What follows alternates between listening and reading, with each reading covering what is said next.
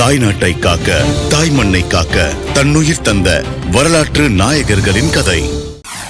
1935ஆம் ஆண்டு நெல்லை நகரில் நாடக சபா ஒன்றின் சார்பில் வள்ளி திருமணம் நடைபெற்றுக் கொண்டிருந்தது. நள்ளிரவு நேரம். திரை விலகி வேடனாக நடித்த நாடக நடிகர் மக்களிடையே மேடையில் தோன்றினார். மக்களிடையே பெரும் ஆரவாரம், கைத்தட்டி ஆர்ப்பரித்தனர்.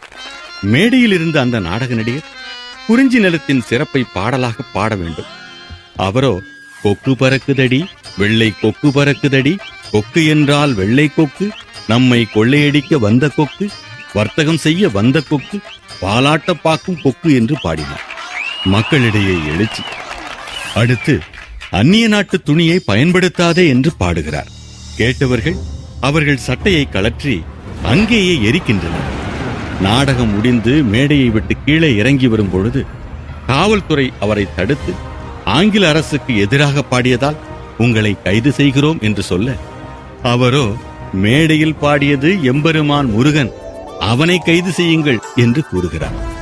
ஆங்கில அரசுக்கு எதிராக பாடுவதில்லை என்று எழுதி கொடுத்தால் விட்டுவிடுகிறோம் என்று பிரிட்டிஷ் அரசு சொல்ல, மன்னிப்பு கேட்டு மனைவி மக்களோடு வாழ்வதை விட சிறையில் மாவீரனாக சாகலாம் என்று கூறி சிறை சென்றவர்தான் தியாகி விஸ்வநாததாஸ்.